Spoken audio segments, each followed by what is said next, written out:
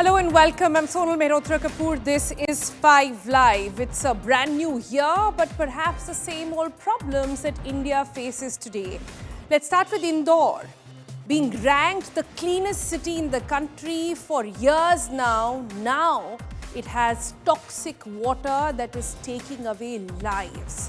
One that also of a 6-month-old. What's going wrong over there? Then there's another medical issue, not just pollution, remember, but of antibiotic resistance that India is developing as a country. What's the cure to that? But all that and much more coming up on the program, including what X is up to. Elon Musk turning a complete blind eye to how his platform X is turning X-rated. We'll tell you all about that on the program.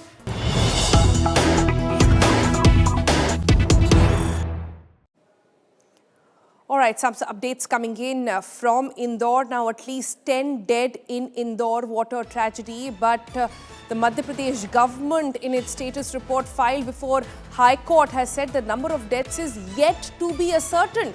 However, deaths accused are, the cause there is said to be due to diarrhea, and which has been ascertained to 4 people. Not only this, Madhya Pradesh government has also said that cause and source of this illness is still being probed when the results are pretty much out in the open. Madhya Pradesh government there deflecting from accountability very clearly in its reply to the High Court, not acknowledging the number of deaths, not acknowledging the reason for death either. Piyush Mishra, my colleague who's been tracking this story all the way through, joins us for more on this. Piyush, this has to make matters worse, right? First, a tragedy like this to happen. In fact, let's not call it a tragedy. This is a clear case of absentee municipal corporation. How could this take place? This is a clear lapse in the way the municipal corporation and the civic bodies there function. And then on top of that, for the government to not acknowledge the reason, not even acknowledge the number of people dead.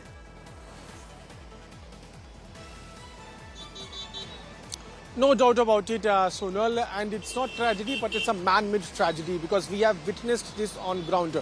We have been to various parts of Indore where we have seen how the untreated sewage water is entering into the houses of people, making the drinking water contaminated, which is leading to various people falling ill, and many have lost their lives.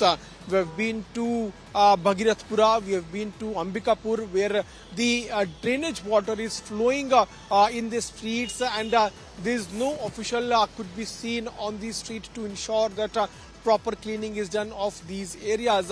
Not only this, what is more glaring here is that the river of Indore, Khan River, which is a famous river here in Indore, is also being contaminated. We have seen those pictures where the untreated sewage water is being discharged into the clean river water, which is yet again making the main source of clean water, that is river, a contaminated water. So this shows as to how the claim of being the #1 safest city in the country has been completely exposed, and not only officials but also politicians should be held responsible for that. Yesterday, Kailash Vijayvargiya, who is MLA from Indore and also a minister, he said that he is going door to door and he is ensuring that proper arrangements are made, proper cleaning water is supplied to the houses of people. He could not be seen on the streets. The councillor, mayor, they are completely absent. We are trying to reach out to these officials, but they are not responding. Finally, Chief Minister of Madhya Pradesh has decided to take actions, and he has decided to remove few officials, but that is not enough. He has to ensure that clean water is given to the people. Sure. He has to ensure that proper facilities of water and sewage system is given to the people, but that is completely absent from these localities. And this is not new. We have spoken to various locals and they are telling us for the last many months they have been raising this issue, but nobody listens to them. When elections come, they reach at their doors, but when it's time to work, they do not do anything. Piyush Mishra, they're not mincing his words and telling us very clearly that there seems to be not just not acknowledgement of the issue on paper in front of the High Court, but absolute absenteeism that is being seen on the ground. There doesn't seem to be an urgency in the government to even respond to this absolute man-made crisis of ensuring that bad water and contaminated water, sewage water has entered, the lines, and that has now taken away lives of people as well. But what's the story all about? Let's tell you that in a bit of a detail now. Now, Indore for years was ranked as India's cleanest city. Now, confronting that grim reality is what has happened now. Its drinking water has turned toxic, killing at least 10 people so far and leaving over 1,000 sick. This most basic civic promise of safe water has become a silent killer in Indore. In the Bhagirathpura place, as our colleague was also pointing out, residents reported foul-smelling, discolored water days before severe diarrhea and vomiting sent families rushing to the hospital. Laboratory tested that and now confirmed that bacterial contamination in the water supply, allegedly caused by pipeline leaks, has allowed sewage to mix with drinking water. The response came after the damage was already done. Clean water tankers, medical camps, and investigations followed. Deaths, not warnings. The National Human Rights Commission has now stepped in, calling it a possible violation of the right to live, right to life. Politically, blame is flying. But the families who have buried their loved ones altogether, explanations are coming in too late for them. If the country's cleanest city can fail to protect its water, the question is unavoidable: how safe is the water flowing even in our homes or anywhere in India? This is a detailed report. Insects lying, frothing, and a foul smell. Surely, this is not water fit for drinking. Yet, this is water the residents of Bhagirathpura in Indore are getting to drink, even after the tragedy that has already claimed several lives and left many in the hospital. मैं ये देख पा रहा हूँ, एक पानी के पीने की लाइन यहाँ पर है और सीवेज की लाइन भी यहीं पर है. India today is on the ground, tracking every detail, and shocking information is now coming to the fore. We found that the sewer line and the water pipes run side by side.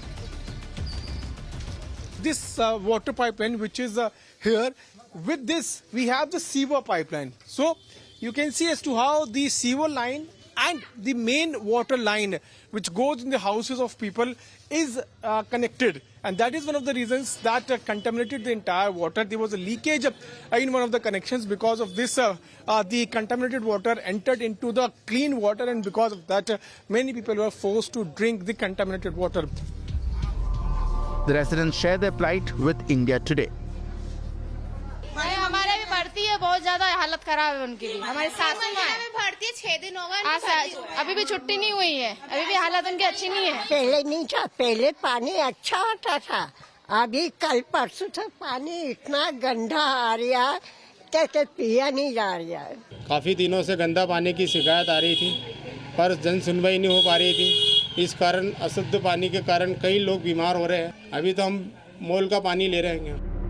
Meanwhile, the lab report confirmed that contaminated water claimed lives, left people ill, and that the pipeline leakage led to water contamination. Minister and local MLA Kailash Vijayvargiya asserted that the government is working to fix the problem, but it will take time to check the entire area. में जो संभावना थी कि पानी में sewerage का पानी मिला हुआ है वो कंटेमिनेट है, हम 100% चेक करेंगे. कम से कम इसमें 8-10 दिन लगेंगे पूरे कॉलोनी को पूरा की पूरा माइक्रो चेकिंग के लिए. The Congress has launched a scathing attack on BJP over the issue. Rahul Gandhi took on Prime Minister Modi and questioned his silence on the deaths, saying that poison was given to people instead of drinking water. His lieutenant and Madhya Pradesh Congress chief Jeetu Patwari echoed the same. मैं आप सबसे आग्रह करना चाहता हूं कि अधिकारी भी दूध के धुले नहीं हैं. लगातार यहाँ बैठे हुए हैं तो भ्रष्टाचार के हिस्सेदार हैं, पर इसमें इसको लीड करती है बीजेपी की ये जो चुनी हुई जनप्रतिनिधियों की टोली, ये लुटेरों की टोली है. workers of the Grand Bowl Party hit the streets and staged a protest outside the Indore Municipal Corporation. They even poured dirty on on the posters of Kailash Vijayvargiya. लोगों का ये मानना है कि घर में पानी का कनेक्शन नहीं आता, जो पानी की लाइन है वो फूटी हुई है, ड्रेनेज पानी जो है वो रिस के लोगों के घरों तक पहुंच रहा है। और हमने भी ग्राउंड पे रियलिटी जाके देखी है कि कैसे जो है वो सीवर का पानी, नाले का पानी जो है वो लोगों के घरों में लगाता जा रहा है, जिससे कि पानी दूषित होता जा रहा है। Meanwhile, a status report has been filed before the High Court. The court will now go through the status report and take up the matter for hearing on the 6th of January. The government is woken up from its slumber after the deaths, and junior officials have been made scapegoats while senior ministers stay away from the heat. We just entered 2026, and yet clean water in a city like Indore, which prides on its cleanliness, now feels like a luxury. With Piyush Mishra, Bureau Report, India Today. It's the flu season, and think about it. How many of us actually deal with it in the same way every year, every season? You get a slight sore throat, a fever, body ache. We don't wait, we don't test, we don't even ask questions. We casually just start popping medicines. And not just any medicines, we start popping antibiotics. Azithromycin, amoxicillin, all of these are household names now. In India, these antibiotics, very powerful antibiotics, are swallowed as if they are everyday flu pills, shared by families, suggested by neighbors, sometimes handed out over the counter even without prescription, sometimes recommended by your local chemist as well. And now, that habit is coming back to bite us. Because the reality is this: flu is viral. Antibiotics don't treat viruses, as the name suggests. But the very unnecessary antibiotic dose trains bacteria to fight back, and over time, those bacteria win. That's antimicrobial resistance, AMR, a problem India is already quite deep into. Doctors say common infections are no longer responding to first-line antibiotics. UTIs, pneumonias, post-surgical infections treatments are getting longer, costlier, riskier. It's in this context the warning came from the Prime Minister himself, Narendra Modi, during his Mann Ki Baat address recently. He flagged that AMR resistance, AMR actually, as a serious and growing public health threat, citing findings from the ICMR, the Indian Council of Medical Research, that shows antibiotics in India are steadily losing their effectiveness, largely because of misuse and overuse. He urged people to stop taking antibiotics without medical advice and to complete sort of prescribed courses instead of stopping midway. Doctors across the country backed that message and added an important public service as well. How do you even know and that's the question I often get, how do we even know that the medicine you have is an antibiotic? Well, that picture on your screen is a tell. Look for a red vertical line. That means that it's a prescription-only drug. Check if it says Schedule H or H1. These are antibiotics that sort of legally require a doctor's prescription. And if the medicine name ends with the Cilin, C-I-L-I-N, or mycin, or a floxin, pause, chances are that it's an antibiotic. Doctors say that if you're unsure, always ask them, because taking the wrong drug is no longer harmless. It can actually do more harm to you. And finally, the bigger picture. Indian healthcare has real strength, right? Medicals, treatments here are affordable, access is widespread, treatment is within reach for millions. But the same affordability and availability also creates this challenge of abuse and misuse. And when it comes to antibiotics, remember, misuse today means no cure tomorrow. So we hope that is something that you will keep in mind next time you pop a pill. But to tell us more about that, I'm joined by one of the most sound voices on healthcare and medicine in the country. Very delighted to have Dr. Devi Shetty with us. He's a chairman and senior consultant cardiac surgeon at Narayan Healthcare. Thank you so much, Dr. Shetty, for your time. I have to start by saying this. We are doing our bit. Now, the Prime Minister has also stepped in. Doctors have been saying this for a while now.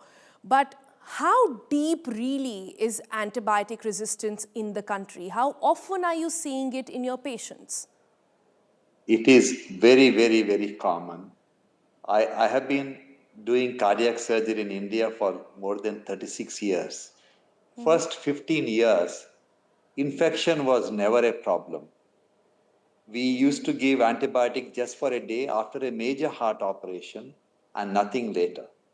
And any time when the condition of the patient deteriorated, we never thought it is due to infection or sepsis.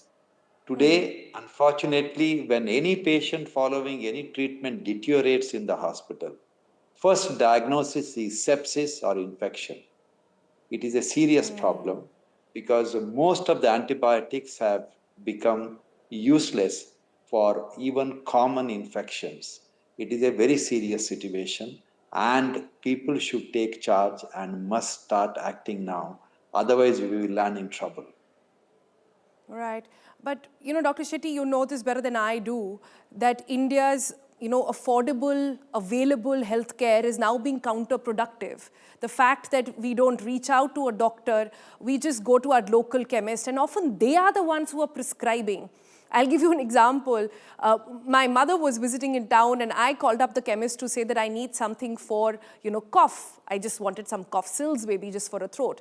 And the chemist, on the other hand, is saying, why don't you give azithromycin, because that's just going to cure it. Yes, yes. It is very sad that we have reached that level, but at least now there is a awareness, and I hope all these antibiotics are prescribed only on doctor's prescription, and it's not difficult to monitor. The Today, no pharmacist is expected to prescribe give any medicine without the doctor's prescription. And more than a regulation, it is the people who should be aware about the harmful effect of antibiotics. Yes. Yes. Dr. Shetty, another way in which antibiotics get into our system is through poultry. We recently had a massive egg issue in the country. I don't think people understand that antibiotics which are administered on cows, from where we get our milk, paneer, cheese, and the rest of it, all our dairy products, or chickens and hens, where we get our eggs, and again, poultry from, or non-veg, etc. That also harms our system in a way that we can't help, in a way where citizen awareness can't help either. Could you explain to our viewers simply how it actually enters the system and why it matters? See, the poultry business, if the chickens are given antibiotics, their weight will increase dramatically, giving more return on investment for the poultry farmers. So, antibiotic consumption in poultry and animal husbandry is significantly higher than its utilization in the real patient care. This is a big problem. It used to be the problem in Europe and most of the developed countries. Now they have really, really clamped down on all these utilization of antibiotic in poultry farming. So it's a time for our government also start monitoring the utilization of these very, very dangerous antibiotic in farming. It's very easy. You have to just check the meat and look at the antibiotic content, and that will give a very clear picture.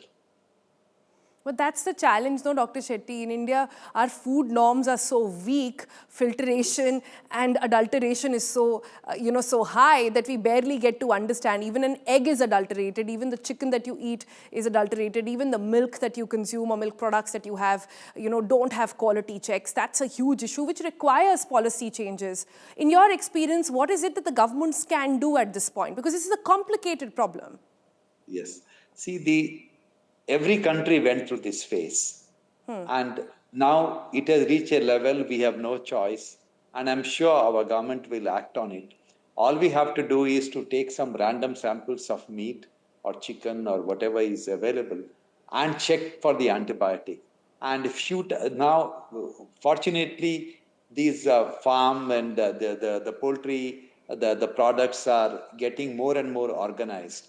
And as it gets organized, it gets easier and easier for policymakers also to monitor these things. So time is to, this is the time to act, and we can't delay it anymore, because doctors may not prescribe antibiotic, patient may not take it, but if our fish and the chicken, what we eat, if it is virtually, filled with antibiotic, the whole exercise is futile. Yeah, yeah. Dr. Shetty, in the interest of our viewers, could you explain to, say, my 5-year-old niece and also my 50-year-old grandmom, what happens when you abuse antibiotics? When you either stop taking it midway, don't complete the course, or you take it too often? Sure. Supposing your auntie or somebody develops cold and cough, it is essentially a viral infection. Taking antibiotic will not make any difference in the recovery. But there are a lot of bacteria in our own body which is just living there. And once you give the antibiotic, bacteria will taste it.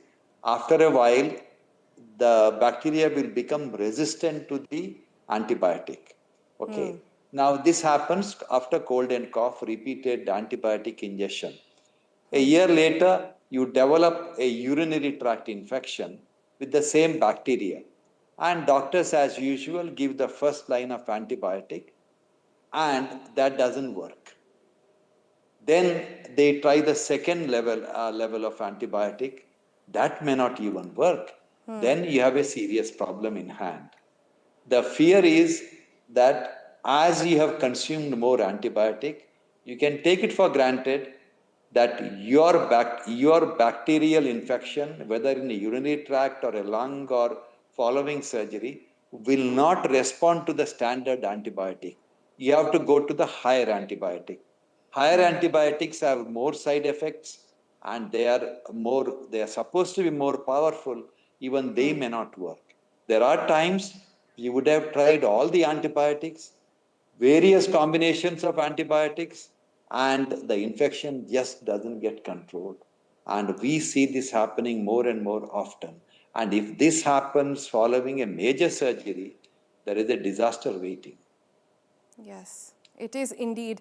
And Dr. Shetty, I have to ask you, also the concept of superbugs. Like I said, we know about it pretty well, but if you had to explain it to our audiences to get this concept of superbugs, how they develop and why India is now having to make even more powerful antibiotics with, like any medicine, even more powerful side effects, that will have to come into picture if this problem is not sorted. See, the first thing is about making antibiotic. In the last few years, there hasn't been no single new antibiotic which has been introduced to the treatment. It takes billions of dollars to produce an antibiotic. That is the first thing it is not like you give one antibiotic, it doesn't work, you give the second antibiotic. There are only limited number of antibiotics for the last maybe 10 years. No new antibiotic has been added. And worst thing is, there aren't that many new antibiotics in the pipeline to reassure ourselves, okay, we go through this problem, but soon there will be new antibiotic coming. Nothing is coming, because it is very, very expensive to develop this, and the pipeline has virtually exhausted. That is the first thing. The superbug is a bacteria which is resistant to virtually every known antibiotic. And these are becoming rampant. And God forbid if you get infection with those superbugs, very, very, very hard to control it. Got it. Dr. Shetty, thank you so much for your time. Thank you so much for explaining this to us. We really hope voices like yours, that of the Prime Minister as well, are able to get through. But like we discussed, it's not just about changing habits. We need systemic changes as well. We need policy changes and better vigilance on ground, especially when it comes to poultry, etc., for us to actually, get some of that immunity back and avoid further abuse. Thank you so much for your time. Thank you. Thank you. Thank you. All right, on to the other big story we are tracking here on 5 Live. Artificial intelligence meant to help us to solve problems, but what if it becomes a threat? That's where X's Grok comes in. Elon Musk's AI platform is making headlines, and not for the right reasons. Grok is unfiltered, uncensored, and dangerously so. A new trend is spreading on the platform, where fake profiles, post images of women, then they tag Grok, and what are the prompts? Show her in a bikini, or worse, remove her clothes. Imagine an AI being told to undress women and it actually obeys and posts it online with a massive presence. No consent, no dignity, no checks,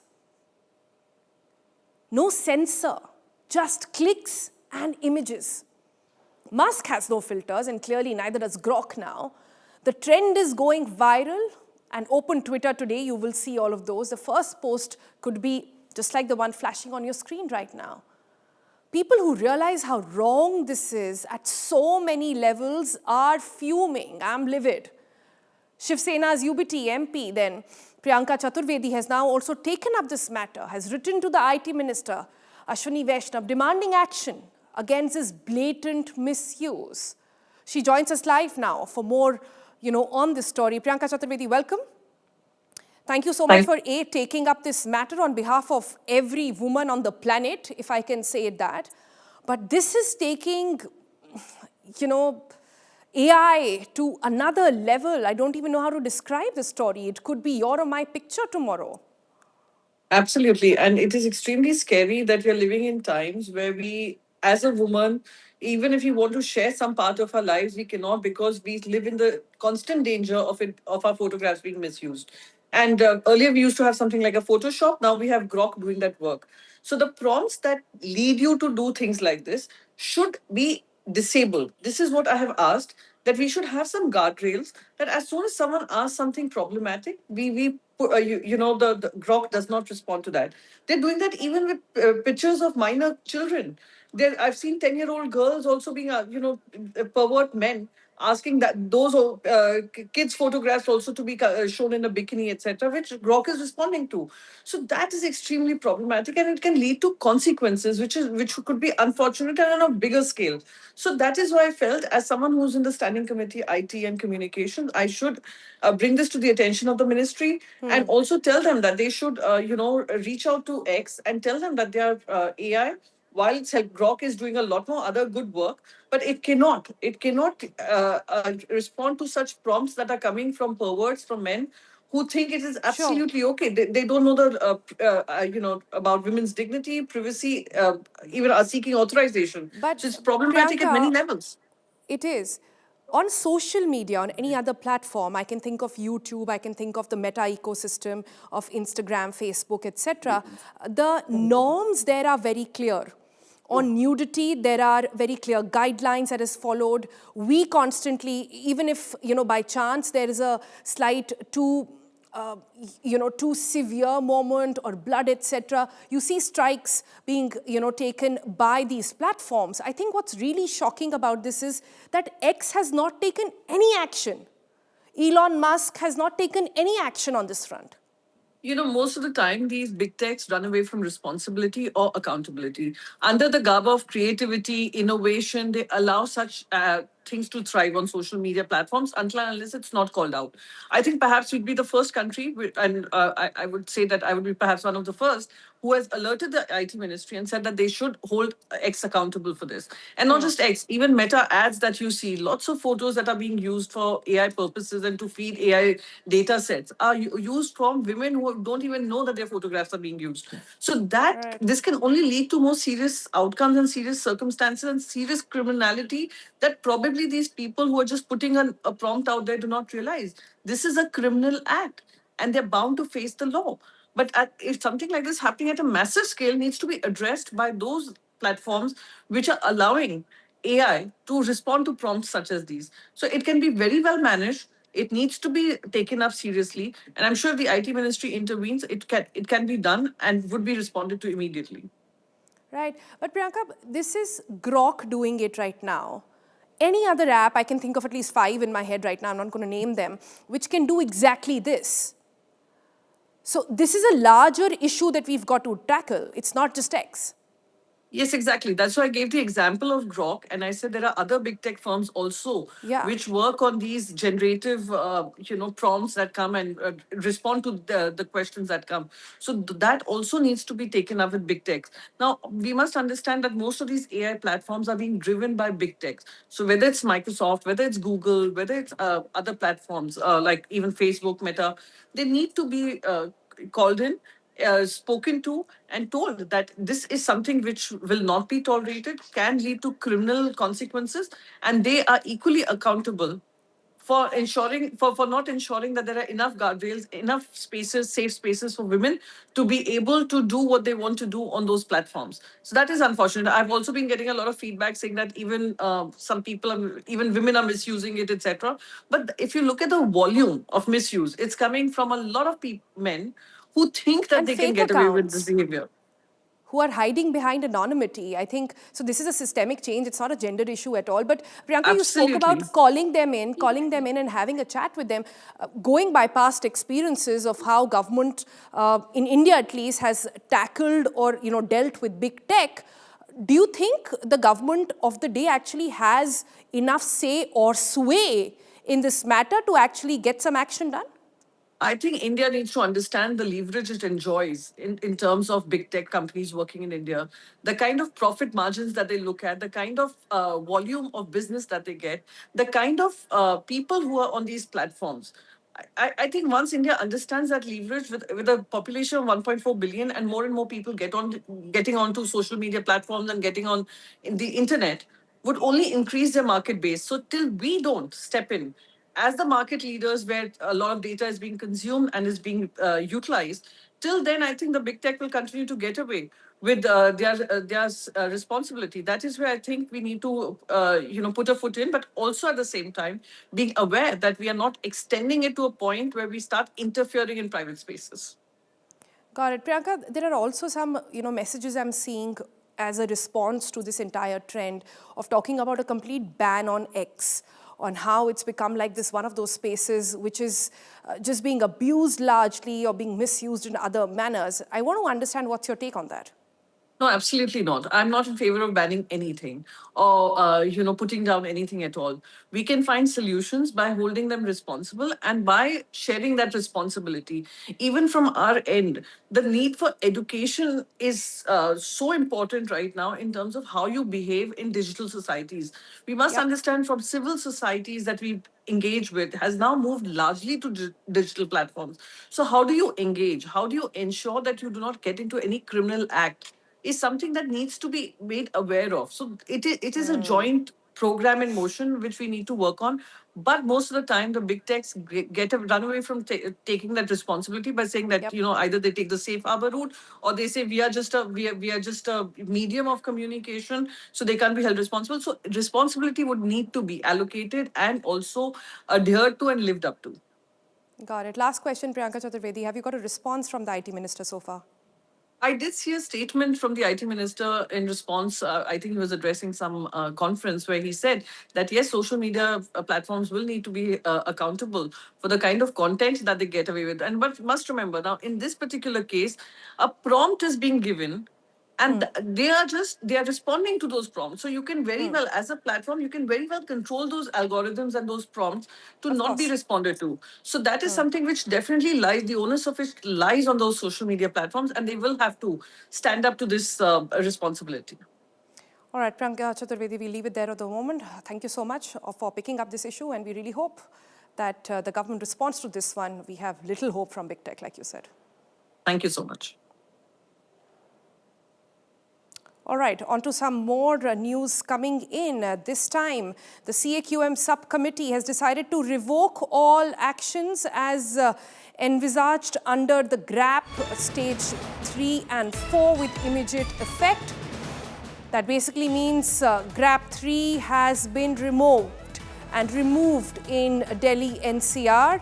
In the entire NCR region, all actions under stage 1 and 2 to extend on GRAP over there, but GRAP 3 restrictions have now been removed. Now all this, like we said, like today the wind speed was pretty good. AQI in the National Capital Region dipped to and touched 200 levels. We'll have to wait and see what it's at the moment, but that's the latest coming in. Amit Bharadwaj joins us for the very latest on this. Amit, this is another example, the urgency with which the CAQM and the entire committee removes GRAP measures versus the urgency with which they are enforced. This is the third or the fourth example I have seen in this entire winter pollution season. One day of good air and moved. Right, Sonal, and more so that whenever we have seen the air pollution levels going down in Delhi, it is not because of efforts made by the agencies, rather because of the nature's intervention. And yesterday itself, the wind speed had improved, and it was very much being predicted that the air quality index in Delhi and NCR region would be improving, and that's what happened this morning. And by noon today, the overall AQI of Delhi was recorded at 234, because of which the CAQM promptly revoked GRAP 3 restrictions. Now that means that ban on construction activities that has been removed. Construction activities can happen in Delhi and the NCR cities. Ban on BS3 petrol vehicles as well as the BS4 non-compliant diesel vehicles, that has been removed as well. But we'll have to see as to what will happen to Delhi and the adjoining cities, and more so to the districts when the wind speed reduces again and the air quality again starts becoming toxic. And hence your question is a big valid one, a bigger one, that why such urgency in revoking the restrictions when we know that the moment wind speed will reduce, or there will be no wind speed, the air quality will plummet, and again Delhi's air will be toxic. Back to you. All right, and then we'll see how urgently CAQM actually steps into action over there. But as we speak to all our viewers watching for the first time, it was on Christmas Day, remember, when the air quality has had dipped to below 200, and as we speak, it's still at 202 here in the National Capital Region. At the moment, from red, it has gone to purple. It is still, it should be 50. We are at 200, but GRAP measures have now been removed. Let's see. This is all thanks to air, remember, the wind speed, which is now literally taking or, flowing out the air pollution, which seems to be clogged in a Ziploc manner here in Delhi NCR. But that's working for now. Let's see how it goes in the days ahead. For the moment, that's all we could pack in this bulletin. Thank you so much for watching. We'll see you again on Monday. Bye-bye.